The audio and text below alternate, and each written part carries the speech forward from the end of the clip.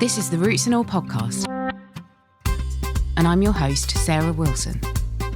Join me as I talk about all aspects of gardening with some of the top horticulturists from around the world. Hello and welcome to this week's episode, where I'm speaking to holistic funeral director Holly Lyon-Hawk. It's not easy for most of us, at least here in the West, to talk about end of life, death and funeral arrangements. And yet it's such an important thing to prepare for. It's unavoidable, it needn't be frightening or taboo, and it is something that we can make easier for ourselves and our loved ones if we start a conversation around it whilst we still can. In the interview, Holly talks about her approach and about what options are open to those of us who love nature and gardens. And I expect you'll find what we talk about sometimes surprising and also reassuring to know that there are alternative options. To begin with, Holly describes her route to becoming a holistic funeral director. Yes, it was completely by accident. I don't think there are many people that sort of set out at primary school thinking this is the work that they want to do, but I'm sure there are some. But I originally was a veterinary nurse, so I grew up on a farm and love the outdoors, love animals, and so that seemed the natural progression for me. And then I had my son, and so I decided to be a stay-at-home mum. I come from a family of artists, my mum and my older brother, very accomplished artists. And it was during this time that I played around with painting and sculpting, and I discovered I had a gift for it as well. So I then went on to be an animal artist, predominantly sculptures. And then it was during that, and as my son got older, then my grandfather died, and we didn't have a particularly great experience with the whole thing. We were very unaware. We didn't know what our rights were. We didn't understand the dying process, etc. And I came across a group called Living Well, Dying Well, and they're amazing, and they train end-of-life doulas. So I was just absolutely blown away by this, and I thought, wow, I've got to do that. So I went and trained with them, and it was just wonderful. And then it was a natural progression to getting in touch with the Natural Death Centre, which is currently run by Rosie Inman Cook, who is just incredible at all that she does to help maintain openness and honesty for families.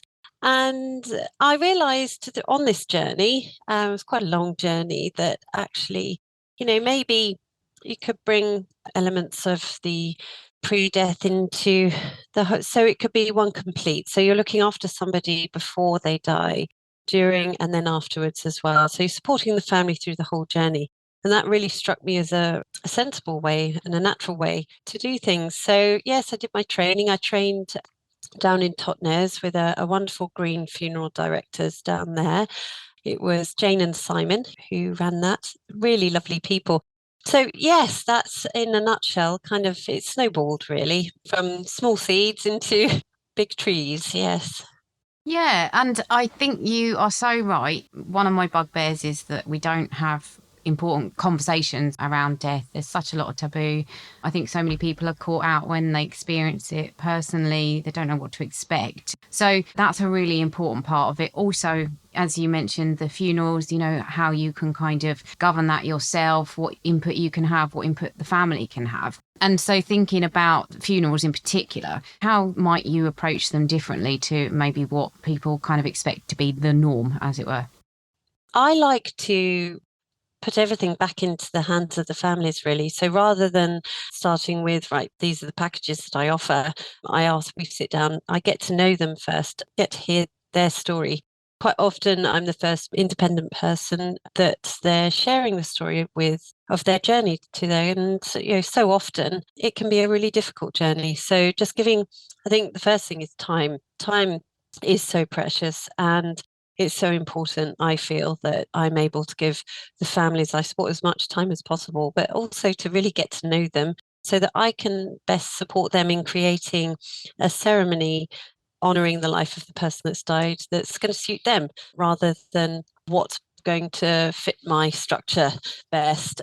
But also, again, it's about helping people to be aware of all their options so that they can then make a choice. Because if we don't know all our options, we can't make a choice.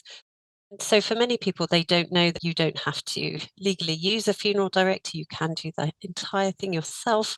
Most people do require one because of logistics, but equally you can keep and care for and look after somebody at home after they've died. There are ways of doing that that are really simple and can be a really precious and sacred time to help the family process the death and be able to say their goodbyes.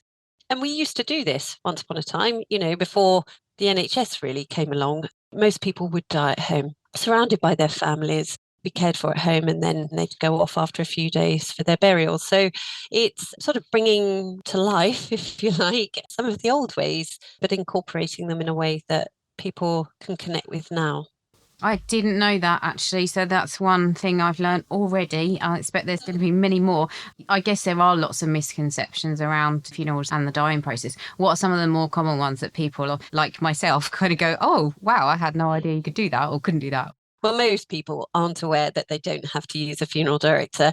And I think that one is really, really important because despite the fact that 99.5% of people will use one, just by knowing that fact puts the person back in some level of control because, when it comes to it, we're in a very vulnerable position when we're grieving. And even if a death is expected, there's an element of shock and disbelief that it's finally happened. And the body responds in ways. So we're not making judgments as easily as we would do normally. So I always advise families to go and interview their prospective funeral directors, go and have a chat with them, get to know them, ask them, could they, if they wanted to help care for the person who's died, wash and dress and bless and things like that, would they support them in doing that? One of the big ones that most people don't know about is that you don't have to have a funeral ceremony with a coffin present at just a crematorium or a church. You can have it anywhere. So I've supported families over the years at village halls, in their homes, in their gardens, in marquees, and wedding venues during the week, which are quite often not being used. We use those, and it's just wonderful because you get the opportunity to then, again, it's all about time. You can slow everything down. You're not limited to a half hour 45-minute service. You've got time to decorate the place. You've got everybody staying in that one place. So it's not broken up along the way of everybody arriving. Then they go into the crematorium and then they have the service and they come out and then they have to go on to somewhere else for the reception afterwards. So everybody's in one place. And so there you get some beautiful conversations that flow and happen through that as well. And again, it just makes it less austere. And for many people now, it is honouring the life and celebrating the life that was lived as well. So it's not just a mournful experience. Yes, it is sad in most cases, but it's a little bit like a roller coaster, so you've got your happy memories, but even with your happy memories, you can feel sad as well. But that doesn't have to be in a place that feels very utilitarian and you're limited with time. So that's another one. Yes, lots more, but yeah, I could go I'm on sure. forever. Yes. But that was interesting what you said about doing it somewhere that's different. So, example, a garden. A lot of people listening will be really attached to their garden or an outdoor space. So, obviously, you can incorporate that into a service or a ceremony, whatever you choose to have. And I'm thinking, are there any other ways that a garden or a love of gardening could be incorporated into a funeral that people might not have thought of? So many ways. I think it's endless, really. But one thing that most people aren't aware of is that you can, if you own your own home, you can be buried in your garden if you want to.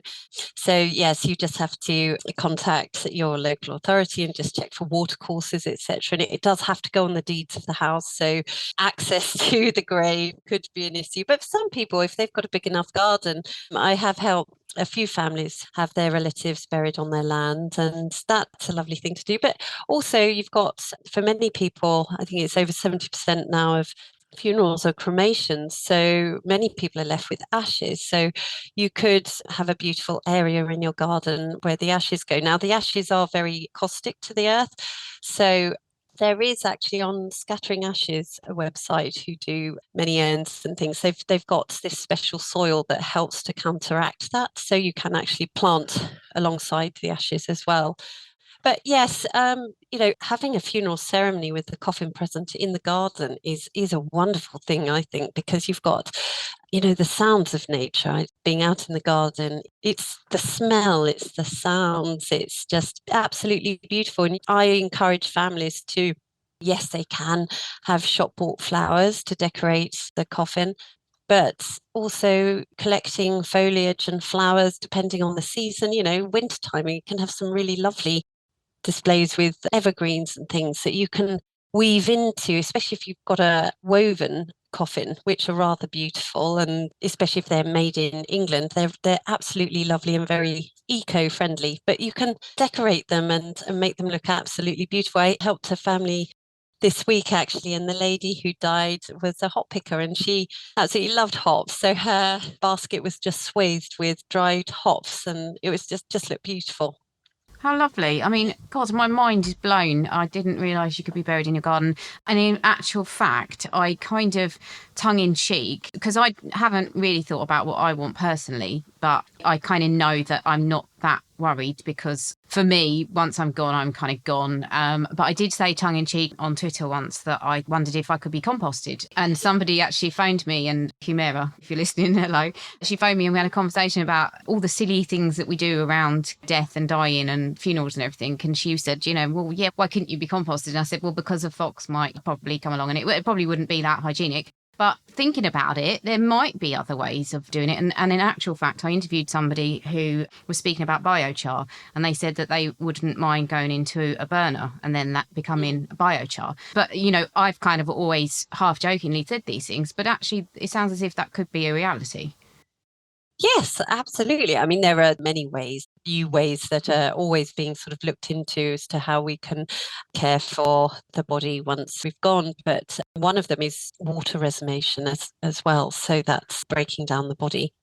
Don't quote me on this, but I think it's alkaline or something like that. But yes, and you end up with, again, a similar kind of ash that you would with a standard cremation. But yes, when you're being buried in your garden, again, you just have to make sure that minimum level of soil on top is 3.5 feet. And then you're safe from, but you can't have more than, I think it's 2 or 3 people in one garden. Otherwise, then it turns into a cemetery and you have to apply for change of use, etc. Okay. So, 1 or 2 people is absolutely fine in the garden. But yeah, there are many things out there. One thing that I would think would really resonate with gardeners are natural burial grounds. So cremation isn't great for our environment at all. It can be very helpful because many families are dispersed across the world, and some can have some ashes here and some ashes there, but actually for our land, our earth, Mother Earth, it's not good. So to look on the natural death site, and there's a list there of recommended natural burial grounds. Now, natural burial, there are so many, again, misconceptions as to what a natural burial is.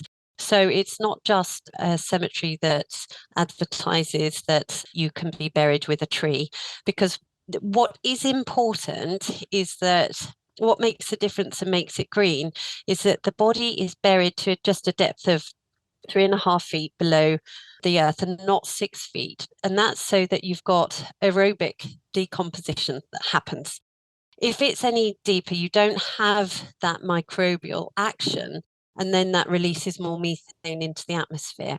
So again, it's finding out and doing your research and just finding out whether the natural burial ground really has ecology, plants and animals at the heart of what they're about. Yeah, that's a really, really good point too. And actually was one of my later questions. So talking as if we would have the luxury of knowing that either we would die or a loved one was. And if we did, is talking about your funeral wishes a really good conversation to have? Absolutely, absolutely. Over the years, it's been heartbreaking to have families that I've been supporting who have had no idea what their relative wanted, and they're trying to second guess. And also, it gives those who are left behind a guide, a roadmap in a time when they're completely at sea and don't know up from down. They've got this guide to help them through.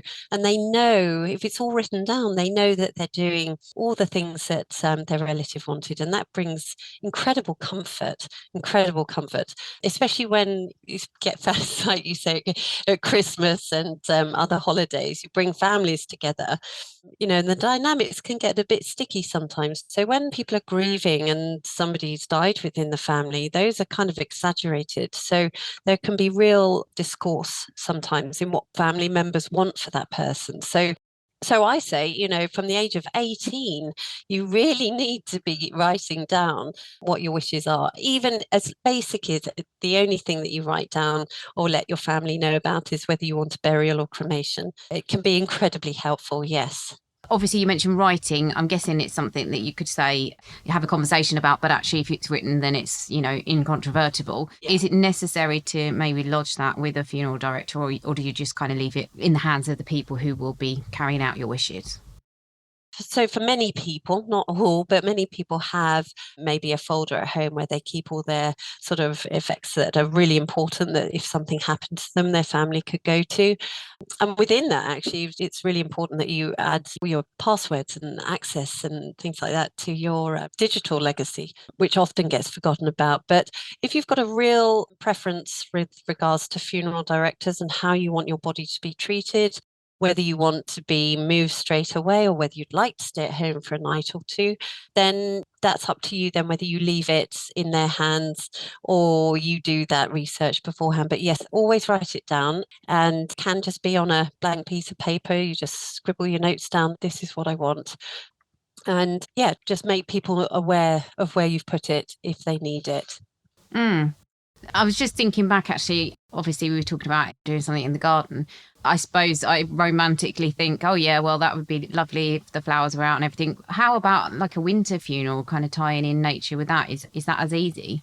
It's a little bit more of a challenge, but I mean, absolutely. I mean, some people really enjoy the elements, and again, that's part of the whole joy of gardening, isn't it? Is just being out in the elements. So, some people have had marquees in their garden, so you can have a marquee if the weather is not looking particularly good, so that you can have the ceremony in there.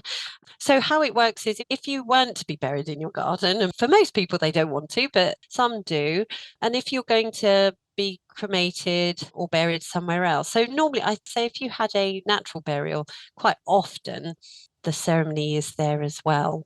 But with a cremation, you could have the whole ceremony within your garden in the wintertime with your marquee if you wanted. I've had people who've had it in their homes before. Their homes have been big enough that they've been able to have that. And again, you don't have to have that many people present if you don't want to. You can have a very intimate affair too.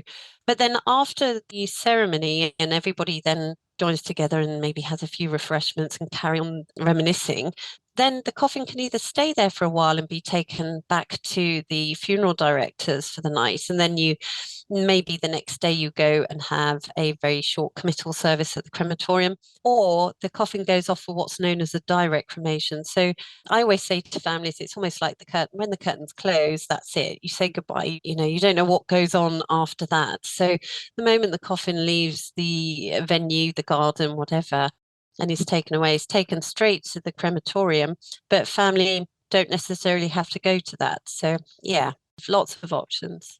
And kind of taking a step back, I always think that as gardeners, maybe we have a slight advantage because we're so tied into the seasons and kind of life and death and natural cycles and everything. Is that something that would be useful in terms of the dying process, do you think? And in fact, do you use reference to anything like natural cycles in that whole process? I think they're really, really important. And I sense that the majority of people's disconnect from the cycles is one of the reasons why there is so much anxiety and depression that's going on at the moment. But also, yeah, because being out in nature with those cycles, you see very clearly spring, birth, the joy of summer, and then going through to autumn and winter. So it's really, really important. And actually, the more we can connect in with that and the moon cycles, we are cyclical, and we are also So many of us end up kind of thinking that we're separate from nature, but we are nature as well. So we are part of that. And the more that we can connect to just how gentle those cycles are, how normal they are, how natural, and that we are part of that, we're integral to that, and it doesn't have to be scary as well. So yes, it definitely be used in helping us to prepare.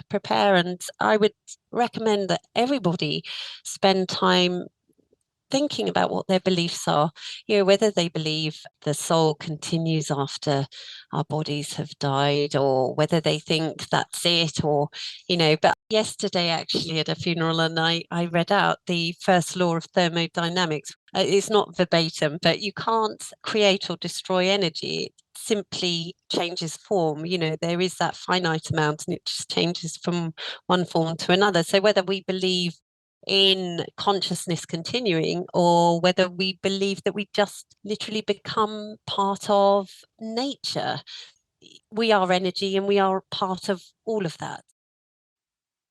Thank you, Holly. I hope you found this episode informative and it's been thought-provoking.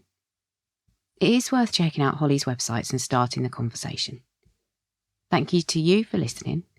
And of course, to finish up, we have the fantastic Dr. Ian Bedford, who, appropriately, is championing the rights of bugs to live their lives and be part of the natural cycle. It wasn't too long ago when almost every creature that landed, crawled or nibbled on a plant in our gardens was regarded as a pest and usually eradicated. Nowadays, though, in light of Britain's declining biodiversity and our greater understanding of ecosystems, we're much more likely to be welcoming wildlife into our gardens and being a bit more tolerant of the bugs that feed on our plants, knowing the vital role they play in underpinning nature's food chains. However, it's not to say that there won't be occasions when the damage those bugs cause to certain plants becomes unacceptable, and that something might need to be done to resolve it. But that's absolutely fine if the solution involves methods that don't harm the environment or the other creatures that are found within it, particularly the predators and parasites of the problematic bugs. And thankfully, there are now many tried and tested methods and products that could be safely used in wildlife-friendly gardens that could help reduce harmful infestations of those plant-eating bugs, all of which provide an alternative to the chemical-based pesticides that, although banned for garden use in some European countries, are still available for use here in Britain. Non-toxic alternatives, such as plant-friendly spray nozzles that deliver fine yet powerful jets of water to dislodge the infestation, or proprietary formulations of surfactants that effectively wash the delicate sap-sucking bugs such as aphids from the plants, or foliar sprays that contain natural ingredients like calcium, which simply deter creatures from feeding on treated plants. And these innocuous spray options can also be used, if required, in conjunction with physical barriers, such as netting or horticultural fleece, which could then prevent bugs from infesting the plants in the first place, or by using barriers placed around the base of plants that prevent the eggs of root-feeding bugs being laid into the soil, barriers such as plant collars or non-absorbent mulches, which ultimately break the infestation cycle of root flies and vine weevils. And then there's the natural solution, which basically leaves the management of plant-eating bugs in the hands, or rather mouths, of the predators and parasites. The beneficial creatures who, when plentiful, will create a balanced system where the plant bugs are far less likely to develop into harmful infestations. Beneficial creatures that can always be encouraged into gardens simply by not using toxic chemicals and by having plants, shrubs, trees, and a source of water such as a bird bath. And then perhaps some suitable habitat boxes that will provide shelter and safe breeding sites. And not forgetting a succession of flowering plants too, which, besides bees, will also attract hoverflies and the parasitic wasps, who ensure their larvae are in amongst the plant bug infestations, devouring them from the outside in or the inside out, and allowing us to watch our plants develop and survive in the way that nature intended. You can download or listen to the podcast direct from the website rootsandall.co.uk. Please also check out my Patreon, where you can make a one-off donation or take out a monthly subscription to help support the podcast. Because if you enjoy the show, please help it continue. I also have a GoFundMe where you can make a one-off donation. Even a one-off donation of £1 helps, and I'll be really grateful for your support. So please go to Patreon or GoFundMe and search for Roots and All Podcast.